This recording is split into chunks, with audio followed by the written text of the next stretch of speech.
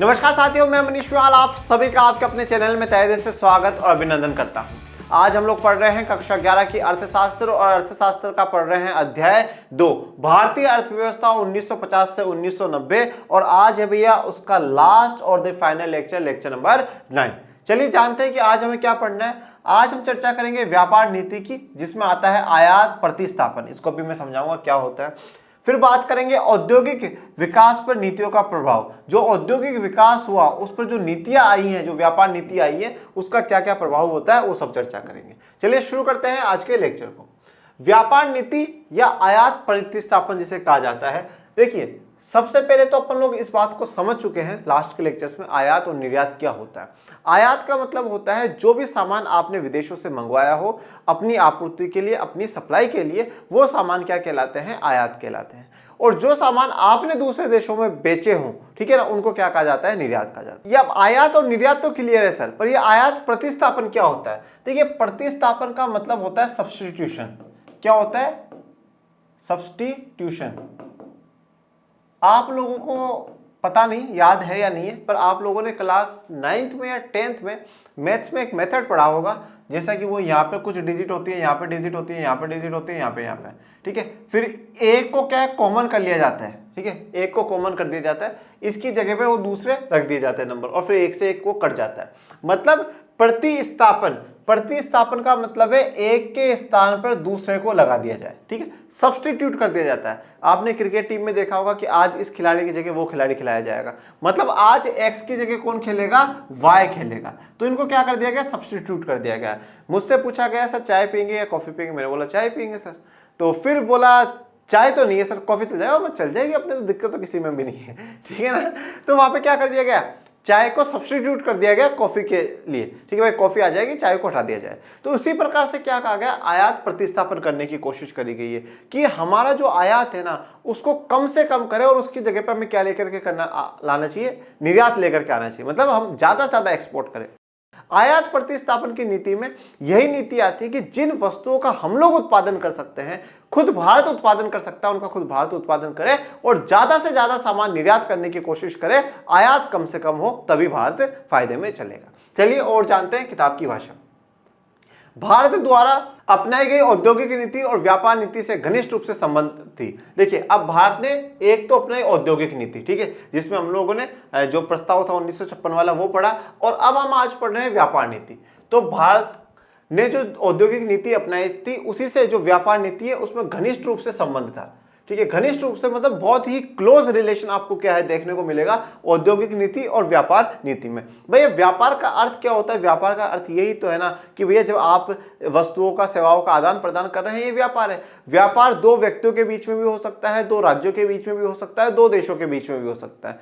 जब वो दो देशों के बीच में होता है उसे हम लोग अंतर्राष्ट्रीय व्यापार या इंटरनेशनल ट्रेड कहते हैं, ओके।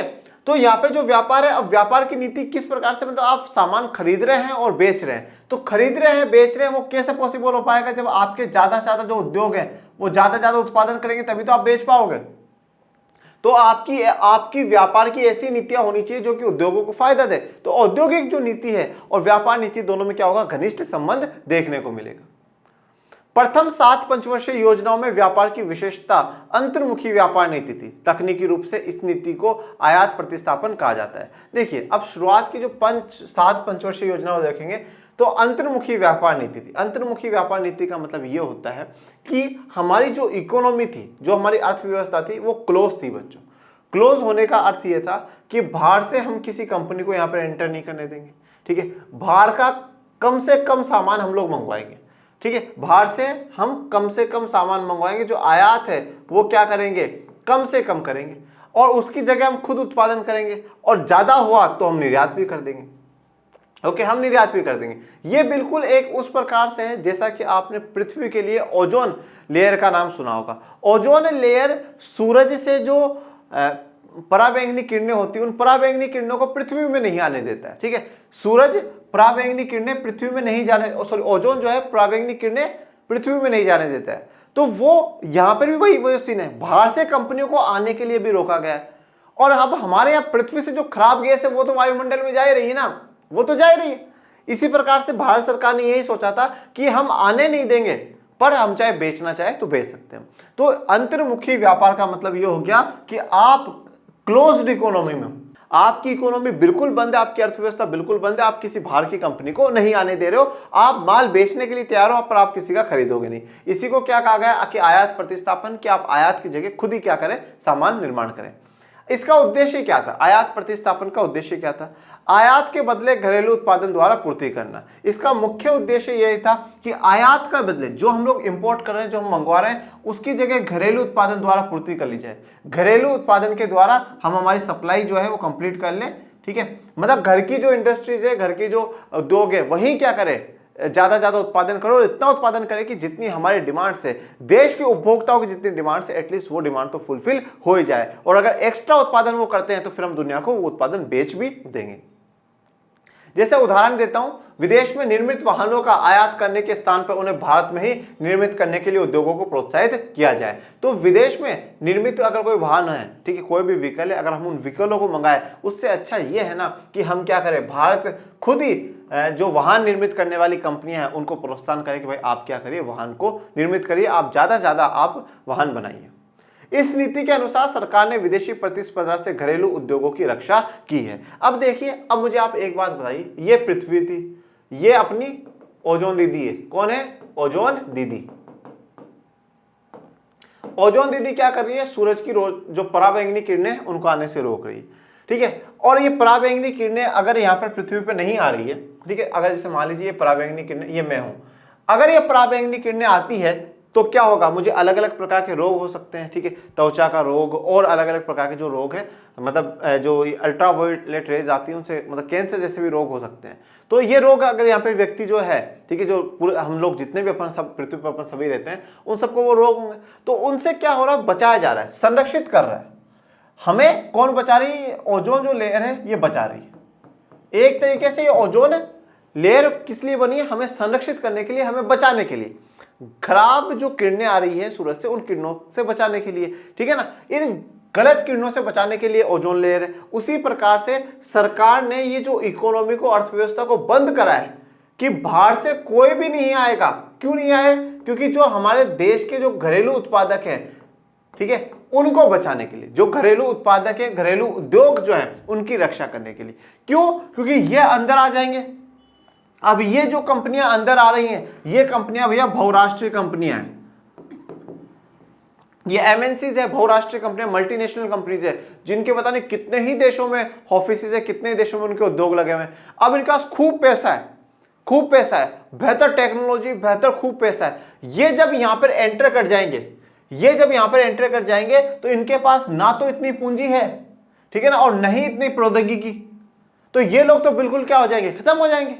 और यह जो बाहर की कंपनियां, वही क्या हो जाएगी, ज्यादा ज्यादा बढ़ जाएगी। तो इन बाहर की कंपनियों को रोका गया, बोले रुक जाओ जरा, रुको और इनको थोड़ा सा क्या है, बढ़ाया जाए। तो उनकी रक्षा करने के लिए इस नीति के अनुसार सरकार ने विदेशी जो प्रतिस्पर्धा उसको रोका गया। आयात संरक्षण। अब जो आयात है ना, उसको रोका किस प्रकार से जाए? वो दो प्रकार का होता है। देखिए, आयात इंपोर्ट जो है उस पर हम लोग रोक लगा सकते हैं, वो दो प्रकार से लगाई जा सकती है। एक प्रशुल्क बोला जाता है और दूसरा कोटा बोला जाता है। इन चीजों को, जो आयात पर जो रोक लगाई जा रही है, इनको एक नाम से और जाना जाता है, जिसे हम लोग कहते हैं व्यापार अवरोधक। व्यापार अवरोधक, व्यापार अवरोधक। ये व्यापार अवरोधक का अर्थ क्या है? व्यापार और अवरोधक क्या है? एक रोधक, आपने बीच में कुछ समस्या, ऑब्स्टिकल खड़ा कर दिया। जैसे कि फॉर एग्जांपल मान लीजिए ये सड़क है, ओके, ये सड़क है और मैं सड़क पे गाड़ी चला रहा हूं, पर ये जो स्पीड ब्रेकर है, ये स्पीड ब्रेकर आ गया। अब स्पीड ब्रेकर आ गया तो गाड़ी की स्पीड क्या करनी पड़ी, स्लो करनी पड़ी, और थोड़ा सा स्पीड स्लो करके फिर मुझे आगे लेकर के जाना पड़ेगा। इसी प्रकार से व्यापार अवरोधक है। व्यापार आपका बिल्कुल स्मूथली चलता रहेगा, पर अवरोधक कुछ बीच में रोक करके आपने उस व्यापार को थोड़ा कम कर दिया, तो व्यापार अवरोधक वही है। व्यापार अवरोधक में दो चीज आती है, प्रशुल्क और कोटा। प्रशुल्क का मतलब ये होता है, जैसे भाई ये भारत है, ओके, पूरा भारत के किसी भी एरिया से, कहीं से भी कोई भी सामान एंटर होता है। जैसे मान लीजिए यहां से सामान एंटर हुआ। अब जब यहां से सामान भारत में एंटर होता है, यहां से सामान भारत में एंटर हुआ, अब वो सामान जब एंटर होगा तो सरकार टैक्स तो लेगी भैया, जिसे हम लोग कस्टम ड्यूटी, ऑक्ट्रॉय, इस प्रकार के टैक्स कहते हैं। वो टैक्स तो सरकार लेगी, क्योंकि बाहर से सामान आए उस पर टैक्स तो दो भैया। अब अगर सरकार चाहती है अगर सरकार चाहती है कि उस देश के सामानों के, उस देश के साथ हमारे अच्छे संबंध बने, उस देश के सामान हमारे देश में ज्यादा से ज्यादा बिके, तो सरकार वो टैक्स क्या करेगी, कम से कम लगाएगी। और सरकार चाहती है नहीं उस देश के साथ तो व्यापार होना ही नहीं चाहिए, तो वो क्या करेगी, टैक्स को बढ़ा देगी। अब जब टैक्स को बढ़ा दिया, अब वो टैक्स बढ़ गया, वो टैक्स किस पे लगा, आयात सामान पे, बाहर से जो आया सामान है उस पे टैक्स लगा है। अब वो टैक्स लग गया, अब फिर वो जब सारी जगह जाएगा, ज्यादा टैक्स लगने से क्या हो, वो सामान ज्यादा महंगा हो गया। ज्यादा महंगा हो गया इसका मतलब क्या है, लोग खरीदेंगे नहीं, खरीदेंगे नहीं तो डिमांड नहीं करेंगे, और डिमांड नहीं करेंगे, मांग नहीं करेंगे, तो अगली बार जो भारत के जितने बड़े बड़े जो उत्पादक है जो उनसे मंगवा रहे थे विदेशों से सामान, वो मना कर देंगे, बोले यार इंडिया में डिमांड ही नहीं। तो भारत की सरकार ने अप्रत्यक्ष रूप से क्या कर दिया, उस चीज पे टैक्स बढ़ा करके, आयातित सामान पे टैक्स बढ़ा करके उन सामानों को रोक दिया, और उन देश की सरकारों को बता दिया, समझ जाओ कि भाई हमने टैक्स बढ़ा दिया तो हम आपके साथ व्यापार नहीं चाहते। तो पर शुल्क में तो क्या होता है, कर जो सरकार लगा रही है आयातित सामान पे वो बढ़ा देती है, जिससे व्यापार कम हो जाता है। कोटा का मतलब क्या है, ये राजस्थान वाला कोटा नहीं है। कोटा का अर्थ यहां पर होता है सामान की लिमिट फिक्स कर देना। सरकार कह देगी कि भैया इस देश से सिर्फ और सिर्फ 100 ही मोबाइल आने चाहिए, 100 से 101वां भी नहीं आना चाहिए, 1000 ही आने चाहिए, 1000 से ज्यादा नहीं आने चाहिए। तो अब क्या हुआ, ये दोनों क्या है, एक प्रकार से अवरोधक है कि भाई मैं बिल्कुल, मेरा व्यापार सामान जा रहा था आ रहा था कोई दिक्कत नहीं, परंतु अब सरकार ने टैक्स बढ़ा करके थोड़ा सा रोक दिया, कोटा फिक्स करके मेरे व्यापार की लिमिट कर दी, तो मतलब मेरा व्यापार थोड़ा सा कम हो गया। ये व्यापार अवरोधक लगाए गए। इन्हीं व्यापार अवरोधकों को आयात संरक्षण के 2 प्रकार बताए गए, प्रशुल्क और कोटा। ये दोनों लगा करके सरकार की कोशिश रहती है कि जो देश के लघु उत्पादक है, जो देश के छोटे उत्पादक है, उनको आगे बढ़ाया जाए, उनको प्रतिस्पर्धा से बचाया जाए, कॉम्पिटिशन से बचाया जाए, और उन्हीं को एक बड़ी कंपनी में परिवर्तित किया जाए।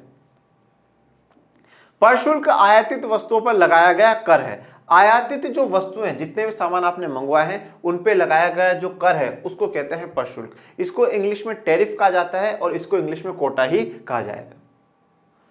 प्रशुल्क लगाने पर आयातित वस्तुएं अधिक महंगी हो जाती है। अब जब प्रशुल्क लगा दिया गया है, ज्यादा लगाया गया है, तो आयातित जो वस्तुएं हैं वो ज्यादा महंगी हो जाएंगी। अब ज्यादा महंगी हो गई तो लोग खरीदेंगे नहीं, लोग खरीदेंगे नहीं तो उसके प्रयोग के लिए सरकार ने क्या कर दिया, हतोत्साहित कर दिया। हतोत्साहित का मतलब होता है एक निराशा कर दिया कि नहीं यार इसको तो नहीं खरीदना, बहुत महंगा सामान, हम इसको नहीं खरीदेंगे। ठीक है, प्रोत्साहित करने का मतलब है सरकार मोटिवेट कर रही हो, और खरीदो खरीदो खरीदो। हतोत्साहित का मतलब डिमोटिवेट, अरे मत खरीदो, छोड़ो छोड़ो छोड़ो, चलो चलो चलो, ये सामान खरीदना ही नहीं है। जब मांग गिर जाएगी, जब डिमांड गिर जाएगी, तो वो सामान ऑटोमेटिकली क्या हो जाएंगे, बाहर, इकोनॉमी से बाहर जाते जाएंगे। कोटे में वस्तुओं की मात्रा निर्दिष्ट की होती है जिन्हें आयात किया जा सकता है। तो वस्तुओं की जो मात्रा है वो निर्दिष्ट कर दी गई है, एक बिल्कुल फिक्स कर दी जाती है कि वे इतनी ही मात्रा हम लोगों को मंगवानी है। ठीक है, निर्देश दे दिया गया, इससे ज्यादा मात्रा नहीं आनी चाहिए, इससे ज्यादा जो क्वांटिटी है वो नहीं आनी चाहिए। तो उन वस्तुओं की मात्रा को निर्दिष्ट कर दिया जाता है जिनको क्या करना है, हमें आयात करना है, जिनको हमें मंगवाना है। प्रशुल्क और कोटे का प्रभाव यह होता है कि उनसे आयात प्रतिबंधित हो जाते हैं और उनसे विदेशी प्रतिस्पर्धा से देशी फर्मों की रक्षा होती है। प्रशुल्क और कोटे का प्रभाव क्या है, क्या इंपैक्ट होता है प्रशुल्क और कोटे का? एक तो आयात प्रतिबंधित हो जाता है, आयात पे क्या हो जाता है, रेस्ट्रिक्शंस लग जाते हैं, कुछ रोक लग जाती है।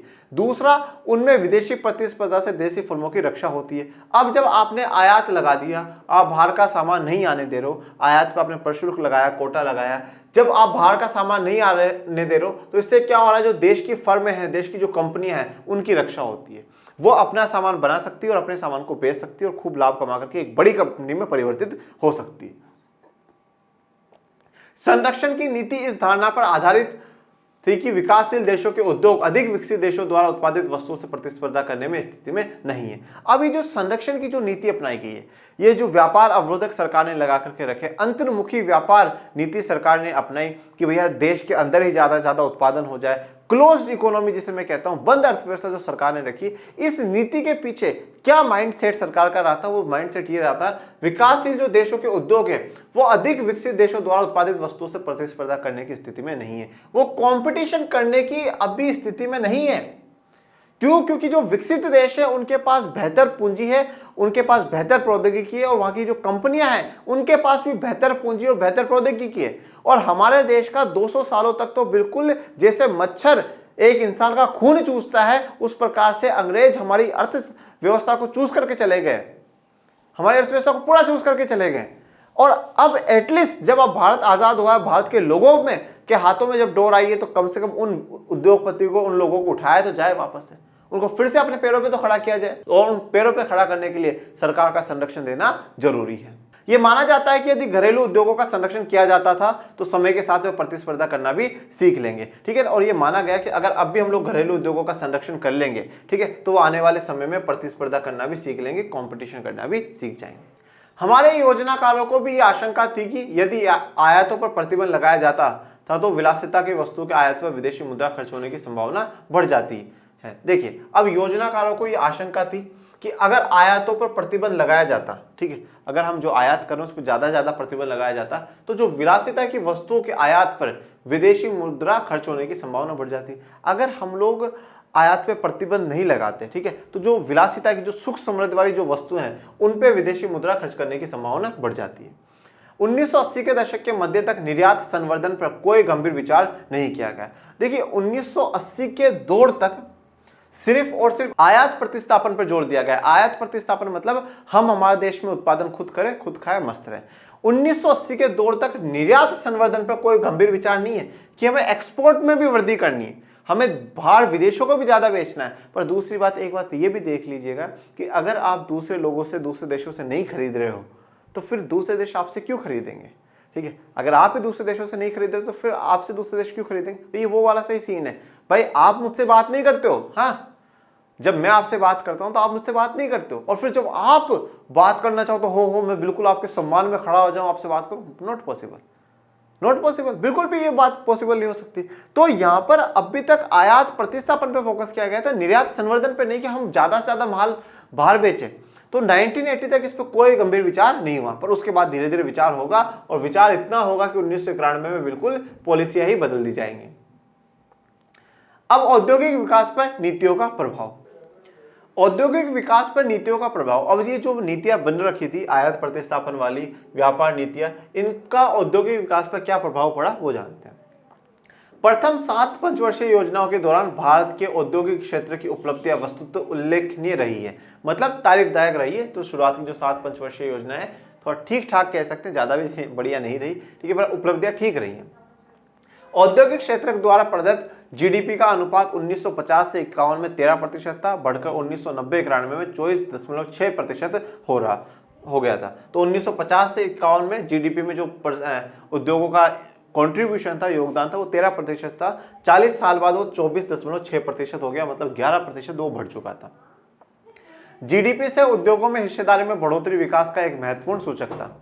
तो जीडीपी से उद्योगों में हिस्सेदारी, ठीक है, और में बढ़ोतरी विकास का एक महत्वपूर्ण सूचक था, मतलब वो इतना कंट्रीब्यूशन दे रहे हैं, वो बढ़ता जा रहा है, वो एक इंपॉर्टेंट महत्वपूर्ण सूचक है।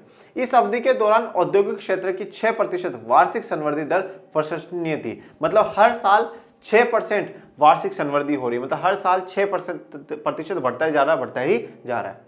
भारतीय उद्योग सूती वस्त्र और पटसन तक ही सीमित नहीं थे, ठीक है, तो सूती वस्त्र और पटसन तक ही सीमित नहीं थे, वो आगे भी बढ़ चुके थे। वस्तुतः औद्योगिक क्षेत्र प्राय सार्वजनिक क्षेत्र के कारण विविधतापूर्ण बन गया था, ठीक है। जो औद्योगिक क्षेत्र है वो सार्वजनिक क्षेत्र के कारण क्या हो गया, विविधतापूर्वक बन चुका था, मतलब उसमें काफी वेराइटीज आ चुकी थी, क्योंकि सरकार की कोशिश ये थी कि हर एरिया में लगे, हर प्रकार के उद्योग लगे, जिससे कि क्या हो, हम देश के अंदर सभी चीजों का हम खुद उत्पादन कर पाए, हमें किसी भी दूसरे पर निर्भर नहीं रहना पड़े। लघु उद्योगों के संवर्धन से उन लोगों को अवसर प्राप्त हुए जिनके पास व्यवसाय में प्रवेश करने के लिए बड़े फर्मों को प्रारंभ करने हेतु पूंजी नहीं थी। तो जब सरकार ने लघु उद्योगों के लिए योजनाएं बनी, लघु उद्योगों को कम ब्याज दरों पर ऋण दिया, ठीक है, और सरकार ने छूट दी, कर में रियायत सरकार ने दी। जब लघु उद्योगों के संवर्धन का मतलब होता है, इंग्लिश में इनरिचमेंट कहा जाता है उसको, और यहाँ पर हम लोग कह सकते हैं कि उसमें बढ़ोतरी, लघु उद्योगों को प्रोत्साहित करना, उनमें बढ़ोतरी करना से उन लोगों को अवसर मिला जिनको व्यवसाय में, मतलब उस प्रोफेशन में, उस धंधे में एंटर होने के लिए बड़ी फर्मों जितनी उनकी पूंजी नहीं थी, पर उनको वो पूंजी सरकार ने उपलब्ध करा दी। विदेशी प्रतिस्पर्धा के प्रति संरक्षण से उन इलेक्ट्रॉनिकी व ऑटोमोबाइल क्षेत्रों में देशी उद्योगों का विकास हुआ जिनका विकास अन्यथा संभव नहीं था। तो विदेशी प्रतिस्पर्धा के प्रति संरक्षण, सरकार ने ये संरक्षण कर लिया, उसी कारण देश की इलेक्ट्रॉनिक और ऑटोमोबाइल क्षेत्र में कौन आ जाता है, जितनी भी गाड़ियां आती हैं वो सब ऑटोमोबाइल आ जाते हैं बेटा। देशी उद्योगों का विकास हुआ, जो कि अगर सरकार संरक्षण नहीं करती, अगर सरकार बंद अर्थव्यवस्था नहीं रखती, तो उसका विकास शायद ही संभव हो पाता। भारतीय अर्थव्यवस्था की संवृद्धि में सार्वजनिक क्षेत्र द्वारा किए गए योगदान के बावजूद कुछ अर्थशास्त्रियों ने सार्वजनिक क्षेत्र के अनेक उद्यमों के निष्पादन की कड़ी आलोचना करी है। अब देखिए, यहां तक जो बात पढ़ी वो हमने ये पढ़ी है कि जो सरकार ने जो संरक्षण की नीति जो अपनाई, सरकार ने ज्यादा से ज्यादा अपने हाथ में, सरकार के हाथ में जो कंट्रोल रखा वो ठीक था, उससे काफी फायदे हुए। परंतु काफी अर्थशास्त्रियों ने उस बात की काफी आलोचना करी। यहाँ पर देखिए, उद्योगों में इंक्रीमेंट हुआ है, उद्योगों का जीडीपी में परसेंटेज बढ़ता जा रहा है, हर साल बेहतर परसेंटेज बढ़ रहा है। उसके बावजूद भी जो अर्थशास्त्री है वो सरकार की कड़ी आलोचना कर रहे हैं कि सरकार सही से उद्योगों का निष्पादन नहीं कर रही है, मतलब उनको सही से नहीं चला रही है, वो प्राइवेट ज्यादा बेहतर चला सकता है। इस अध्याय के प्रारंभ में यह प्रस्तावित किया गया था कि शुरू में सार्वजनिक क्षेत्र की आवश्यकता अधिक थी। ये बात आप मान करके चलिए। स्टार्टिंग जब भारत की हुई, ठीक है, 1947 के बाद, ये बिल्कुल सही है कि भारत ने सार्वजनिक क्षेत्र की नीति अपनाई। सरकार के हाथ में ज्यादा पावर थी, ठीक है, क्योंकि अगर सरकार के हाथ में ज्यादा पावर नहीं होती है, अगर सरकार के हाथ में बिल्कुल भी कंट्रोल नहीं होता, तो हमें क्या करना होगा, हमें बिल्कुल क्लियर ही करना होगा, हमें उस चीज को क्या करना होगा, समझना होगा। तो क्षेत्र की आवश्यकता अधिक हो जाएगी। तो उस समय के हिसाब से अगर हम लोग देखें तो सार्वजनिक क्षेत्रों की आवश्यकता जरूरी थी और जरूरी रही, इसीलिए 1990 तक चलती रही। फिर बाद में लगा समय के साथ परिवर्तन होना चाहिए, तो समय के साथ परिवर्तन कर दिया गया। देखिए, कोई भी व्यक्ति हो, चाहे कोई भी व्यवस्था हो, किसी भी चीज पे आप देख लीजिए, समय की आवश्यकताएं होती है। आप उस समय, वो दौर क्या था, उस दौर की स्थितियों को समझिए और उसके बाद किसी व्यक्ति पे, व्यवस्थाओं पर हमें सवाल खड़ा करना चाहिए, ठीक है ना। तो उस समय जो हमारे देश की सरकारों ने, हमारे देश के नेताओं ने किया, वो बेहतर किया, ठीक है। अगर वो नहीं करते और डायरेक्ट क्या कर देते कि बाहर से बिल्कुल कंपनियां बुलाना शुरू कर देते, और अगर बाहर से कंपनियां बुलाना शुरू कर देते तो एक बात और ध्यान रखिए, वो शीत युद्ध वाला दौर चल रहा है बच्चों। जब अगर हम लोग बुला लेते तो उससे ये साबित हो जाता है कि हम अमेरिका की तरफ है, हम पूंजीवादी देश हैं, हम पूंजीवादी देश। और पूंजीवादी देश होने का मैंने आपको थोड़ा सा ये भी नुकसान बताया था कि भारत में सामाजिक जो विविधता है, ठीक है, वो फिर सामाजिक विविधताओं में थोड़ा सा हमें टक्कर देखने को मिल जाती। सरकार ने सब कुछ अपने स्तर पे बहुत अच्छे से मैनेज करके सरकार चली, और वो जरूरत थी और बिल्कुल सही काम सरकार ने करा है।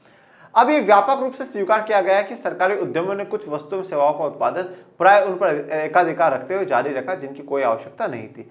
अब पर कुछ अर्थशास्त्रियों का यह भी मानना है कि सरकार ने कुछ ऐसे सरकारी उद्यम है जिनकी एकाधिकार, जिस पे सिर्फ और सिर्फ वही काम कर सकती है, सरकारी काम कर सकती है, उन पे जो एकाधिकार रखा वो गलत था। वो सरकार निजी क्षेत्र में भी चला सकती थी। मतलब ओवरऑल सिर्फ यहाँ पे जितना भी अर्थशास्त्री, उनका यही कहना होगा कि वो मना नहीं कर रहे हैं कि सरकार ने जो स्टार्टिंग में नीति अपनाई वो गलत अपनाई, या सरकार को बिल्कुल ही अपना सब कुछ छोड़ देना चाहिए। वो ये कह रहे हैं सरकार प्लस निजी को भी जितना ऑप्शन सरकार को देना चाहिए था उतना सरकार ने नहीं दिया। दूरसंचार सेवा का प्रावधान किया जाना दूसरा उदाहरण था, ठीक है। जितनी भी दूरसंचार, टेलीकम्युनिकेशन की जितनी भी आती है, जैसे टेलीफोन, मोबाइल, इन सब की जितनी भी सेवाएं थी वो सरकार के हाथ में थी, एकाधिकार था, जिससे BSNL का नाम आपने सुना है।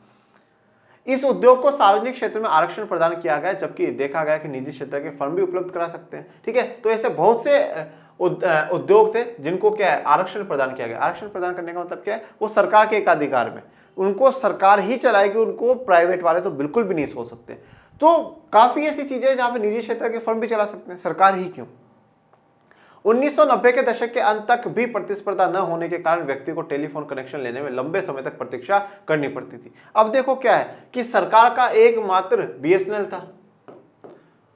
था। अब क्या है कि भाई सरकारी ऑफिस आप जाओ, वहां चक्कर लगाओ, राउंड लगाओ और बुलाओ। मतलब क्या है कि एक कनेक्शन लेने में, एक टेलीफोन कनेक्शन लेने में लंबे समय तक उनको प्रतीक्षा करनी पड़ती थी। उपभोक्ताओं को भाई काफी लंबे समय तक प्रतीक्षा करनी। अब आज तो क्या है, अलग अलग कंपनी आ गई है, वो आपको टेलीफोन कनेक्शन दे देगी। आज हमारे पास मोबाइल में भी सिम्स के इतने ऑप्शन है, जियो का नेटवर्क सही नहीं आ रहा, एयरटेल पे चले जाओ, एयरटेल का सही नहीं आ रहा और किसी पे चले जाओ, उसने रिचार्ज ज्यादा महंगे कर दिए तो उसके अपना लो, ठीक है ना। तो आज हमारे पास क्या है, जब कॉम्पिटिशन हो जाता है ना, उत्पादकों में जब कंपटीशन हो जाता है तो उसका जो पूरा जो फायदा मिलता है वो उपभोक्ता को मिलता है। परंतु उस समय तक कोई कंपटीशन था नहीं, तो सरकारी जो कंपनियां हैं वो सही से काम नहीं कर पा रही थी और लोगों को काफी एक छोटी छोटी चीजों के लिए वेट करना पड़ता था और काफी लंबा वेट करना पड़ता था। मुख्य बात यह है कि भारतीय अर्थव्यवस्था को योजना विकसित करने के 4 दशक बाद भी इन दोनों के बीच कोई अंतर नहीं किया गया। देखिए कौन सी चीजों के बीच में अंतर नहीं किया गया, केवल सार्वजनिक क्षेत्र क्या कर सकता है और निजी क्षेत्र भी क्या कर सकता है। देखो दोनों में डिफरेंस समझे। ये कह रहे हैं कि 4 दशक के बाद, 4 दशक के बाद का मतलब है 40 साल, आप 1950 से योजना बना रहे हो तो 1990 तक आते आते सरकार इन दो बातों का अंतर नहीं कर पाई कि सिर्फ और सिर्फ जो सार्वजनिक क्षेत्र है वो क्या क्या कर सकता है। ये डिसाइड कर लेना चाहिए सार्वजनिक क्षेत्र को ये करना है, और ये भी डिसाइड कर लेना चाहिए था कि निजी क्षेत्र क्या कर सकता है। दोनों क्या कर सकते हैं, इनका काम सरकार रखे और इसका काम प्राइवेट को सौंप दे। सरकार अभी तक इस चीज को लेकर के कंफ्यूजन में थी। ठीक है, सरकार जो मुख्य चीजें हैं, जो देश के लिए महत्वपूर्ण मुद्दे हैं, जो सरकार जनता तक जन कल्याण के लिए पहुंचा रही है, उनको सरकार खुद रखे, पर बाकी प्राइवेट सेक्टर के हाथ में छोड़े। प्राइवेट सेक्टर के हाथ में छोड़े, वो सर्विसेज हैं, वो सर्विसेज भी जनता को ही मिलेंगी, वो सामान, वो वस्तुएं भी जनता को ही मिलेंगी। तो ऐसा काम सरकार को करना चाहिए था, जो कि नहीं कर पाई सरकार। दोनों में अंतर नहीं कर पाई कि हमें क्या करना है और निजी क्षेत्र के लिए हमें क्या छोड़ना है।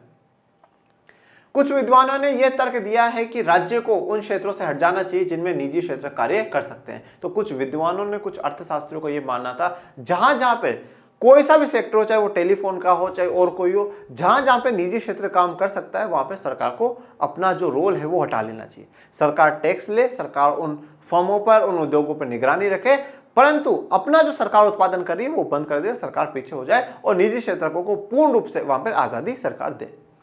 सरकार ऐसी महत्वपूर्ण सेवाओं पर संसाधनों का संकेंद्रण कर सकती है जिन्हें निजी क्षेत्र उपलब्ध नहीं करा सकते। अब यहाँ पर ये बात कही गई कि सरकार ऐसी महत्वपूर्ण सेवाओं पर संसाधनों का संकेंद्रण कर सकती है। अब सरकार को क्या करना है, कोई भी ऐसी महत्वपूर्ण सेवा हो, ठीक है, जो कि निजी क्षेत्र नहीं उपलब्ध करा पा रहा, वहां पर सरकार को रहना चाहिए। अनेक सार्वजनिक क्षेत्र की फर्मों ने भारी नुकसान उठाया था, लेकिन उन्होंने काम जारी रखा क्योंकि किसी सरकारी उपक्रम का बंद किया जाना कठिन है। देखो, एक बात आप और ध्यान रखिएगा कि सरकार के जो फर्म होते हैं, सरकार के जो उद्योग हैं, वो नुकसान में भी जाते जा रहे हैं। ठीक है, सरकार काफी संसाधनों का इस्तेमाल कर रही है, काफी रिसोर्सेज का जो इस्तेमाल है सरकार करती है। ठीक है, काफी संसाधनों का सरकार इस्तेमाल करती है। अब उन संसाधनों का इस्तेमाल करने के बावजूद भी सरकार लॉस में जा रही है, पर लॉस में जाने के बावजूद भी उस फैक्ट्री को, उस उद्योग को, उस क्षेत्र को सरकार बंद नहीं कर रही है। क्यों बंद नहीं कर रही है? क्योंकि अच्छा नहीं लगेगा, सरकार ने बंद कर दिया, सरकार कैसे नुकसान में जा रही है। ठीक है, तो सरकार उसको चलाते जा रही। अब वो चलाते जा रही तो संसाधन तो आपके खराब हो रहे हैं ना भाई। आप संसाधनों का इस्तेमाल क्यों कर रहे हो? क्योंकि खुद को प्रॉफिट में लाने के लिए। भाई आप किसी भी चीज का जो इस्तेमाल करोगे वो आप खुद को बेहतर बनाने के लिए करोगे, या तो आप नुकसान में जा रहे हो फिर भी आप संसाधनों का इस्तेमाल करते जा रहे हो, तो वो तो संसाधन खराब ही हो रहे हैं ना। भले इसके कारण राष्ट्र के सीमित संसाधनों का निकास होता रहे। ठीक है, सरकार अपनी जो कंपनी वो बंद नहीं करेगी, चाहे उसके लिए जो सीमित संसाधन है भारत के पास, देश के पास, चाहे उनका निकास मतलब वो निकलते जाए, वो खत्म होते जाए। इसका अर्थ ये नहीं है कि निजी फर्मों को सदैव लाभ होता ही हो, पर यहाँ पर यह भी कहने का अर्थ नहीं है कि भाई सरकारी वाले तो लॉस में चल रहे हैं तो प्राइवेट वाले हमेशा प्रॉफिट में चलेंगे, ऐसा कभी भी नहीं। वास्तव में कुछ जो सार्वजनिक क्षेत्र की फर्में मूलतः निजी फर्म थी, जो हानि के कारण बंद होने को थी, उसके बाद कामगारों की नौकरियों की संरक्षण के लिए उनका राष्ट्रीयकरण कर दिया गया। अब इनमें से जो ज्यादातर कंपनियां थी वो ऐसी थी जो प्राइवेट कंपनियां थी। ठीक है, पर सरकार ने उनको बाद में राष्ट्रीयकृत कर लिया, सरकार ने अपने अंडर में ले लिया और उनको चलाया। क्यों? क्योंकि सिर्फ और सिर्फ जो लोगों की नौकरियां हैं वो लोगों की नौकरियां संरक्षित रहे। बहरहाल नुकसान उठाने वाली निजी फर्में अपने को बनाए रखने के लिए संसाधनों का अपव्यय नहीं होने देगी। अपव्यय का मतलब होता है बेटा वेस्टेज। ठीक है, वेस्ट नहीं करेगी। सरकार की एक हमेशा आदत रहती है, सरकार जन कल्याण के लिए काम करती है और वो संसाधनों की किसी की तरफ नहीं देखती। वो सोचते लॉस में चल रहा हूँ, प्रॉफिट में चलो, जनता के लिए सब कुछ जायज है।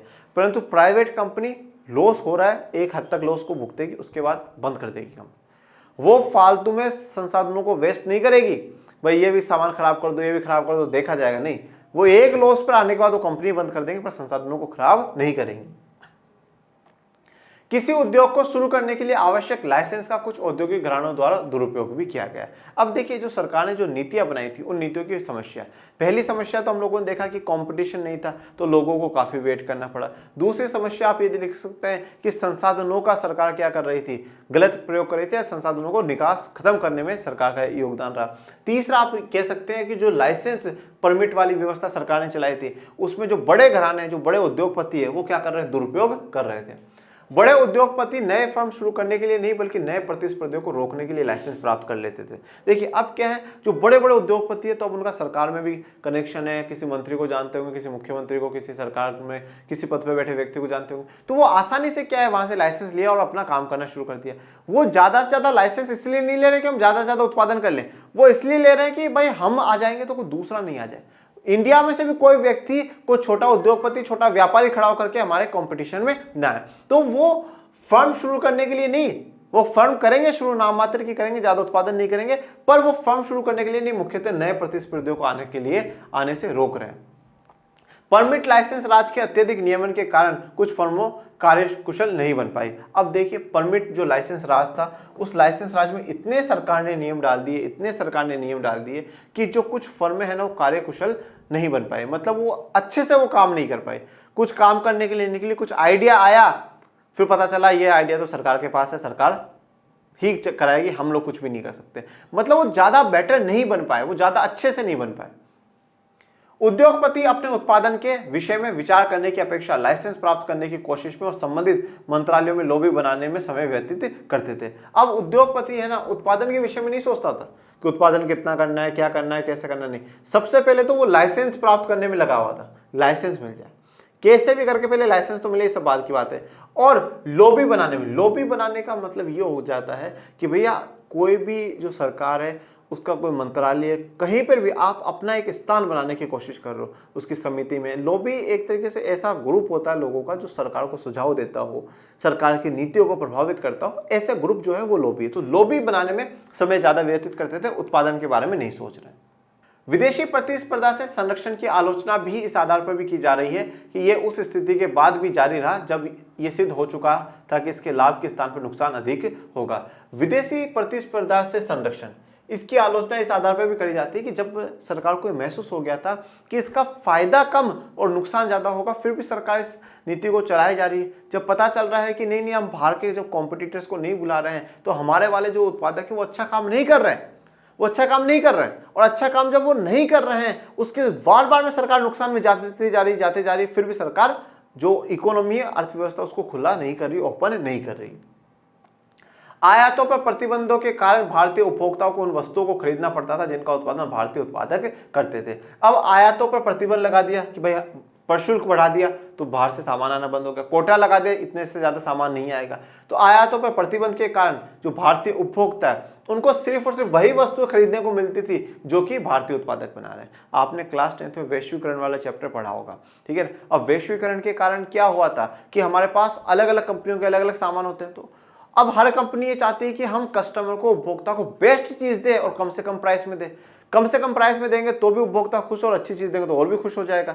सब इसी चीज में लगे हुए, सब इसी लाइन में, इसी कतार में लगे हुए, ठीक है। आप आज देखो, आज नेट का जो कनेक्शन कितना यार सस्ता हो गया, कितना आराम से जीवन अब हमारा चल रहा है। क्यों? क्योंकि सब कंपटीशन, जियो सोच रहा मैं कम में दूं, ठीक है, एयरटेल सोच रहा मैं कम में दूं। इसका फायदा किसको मिल रहा है? उपभोक्ता को मिल रहा है। पर जब एक ही बना रहा हो, जैसे अब बीएसएनएल की बात करते हैं, बीएसएनएल की जैसा अभी उदाहरण भी दिया गया था, बीएसएनएल ही हो तो बीएसएनएल तो सोचेगा मेरे लाओ कौन, ये लो 1000 का 1 महीने का रिचार्ज कराना पड़ेगा। तो जब एक ही होगा तो आपको उसी से खरीदना पड़ेगा। यहाँ पर भी बस ये, लोगों के पास, उपभोक्ताओं के पास वस्तु खरीदने में भी चॉइस नहीं थी, उनको वही उत्पादन खरीदने पड़ रहे थे जो कि भारत के उत्पादकों ने बनाए। उत्पादक इस बात से अवगत थे कि उनके पास एक आबाद बाजार है, अतः उन्हें अपनी वस्तु की गुणवत्ता सुधारने हेतु कोई प्रेरणा नहीं थी। तो जो वो वहाँ भारत के उत्पादक, उनको पता है अरे पूरा बाजार अपना ही अपना है, कोई अपने बाजार में किसी कोई प्रकार की कोई बाधा नहीं, अपना ही अपना है, बाहर के आएंगे नहीं, अपने अपने। और जब अपनी सोच लेना मैं ही हूँ बस, मेरे अलावा कौन है, तब फिर हम अपने आप में सुधार नहीं करते, हम हमारे में इंप्रूवमेंट नहीं करते। ये बिल्कुल वैसा है जैसे कि आप क्लास में एक अकेले बच्चे हो, आपके 10 आए, 12 आए, 20 में से 20 आए, कोई फर्क नहीं पड़ता। पर जब 40 बच्चे बैठे हो, पता चले यार मेरे इस बार 18 है, और यार 5 बच्चों के 20 में से 20 भी आए, मेरे क्यों नहीं है। तो जब तक कॉम्पिटिशन नहीं होता तब तक हम अपने आप को सुधार की कोशिश नहीं करते हैं। जब वे घटिया वस्तुओं को ऊंची कीमतों पर बेच सकते थे, तब वे उनकी गुणवत्ता में सुधार करने की क्यों सोचते हैं। अब वो अपनी खराब वस्तुओं को भी ज्यादा से ज्यादा ऊंची कीमत में बेच सकते हैं, तो फिर उनको सुधार करने की आवश्यकता ही क्या थी।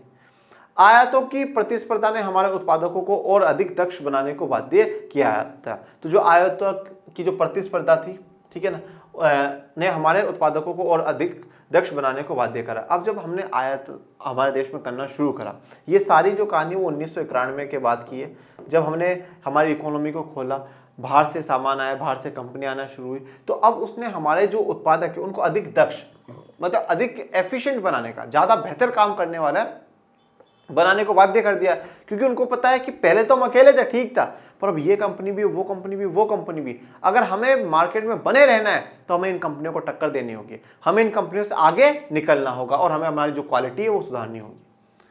कुछ अर्थशास्त्रियों का भी मत है कि सार्वजनिक क्षेत्र का प्रयोजन लाभ कमाना नहीं बल्कि राष्ट्र के कल्याण को बढ़ावा देना है। अब कुछ सरकार के समर्थन में भी तो वो कहते थे कि आप इन चीजों को सरकार के लाभ के हिसाब से मत देखो कि सरकार की कंपनी को हानि हो गई तो वो बेकार थी, सरकार की कंपनी को लाभ हुआ तो वो बढ़िया थी। सरकार कोई भी काम करी वो लाभ के उद्देश्य से नहीं करी, वो तो राष्ट्र के कल्याण के लिए, जनता के कल्याण के लिए कर रही। इस दृष्टि से सार्वजनिक क्षेत्र की फर्मों का मूल्यांकन जनता के कल्याण के आधार पर किया जाना चाहिए।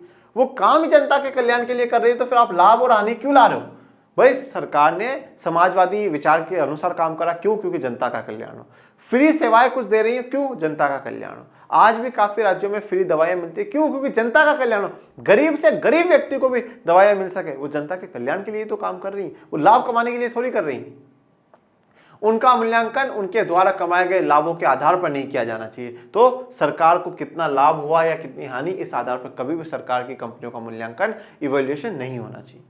संरक्षण के संबंध में कुछ अर्थशास्त्रियों का यह मत है कि हम विदेशी प्रतिस्पर्धा से उत्पादनों का संरक्षण तब तक करना चाहिए जब तक धनी राष्ट्र ऐसा करते रहे। देखो, अब जो हमारे देश के अर्थशास्त्री, उनका मानना है कि हमें विदेशी जितनी भी कंपनियां हैं, विदेशी आयात, उससे, उस प्रतिस्पर्धा से हमें संरक्षण करना चाहिए। पर कब तक करना चाहिए? हमें धनी देशों से देखना है वो कब तक कर रहे हैं।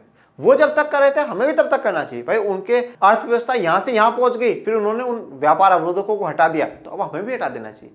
मतलब जब तक जरूरत है तब तक करना चाहिए, उसके बाद फिर सरकार को ये व्यापार अवरोधक हटा देने चाहिए।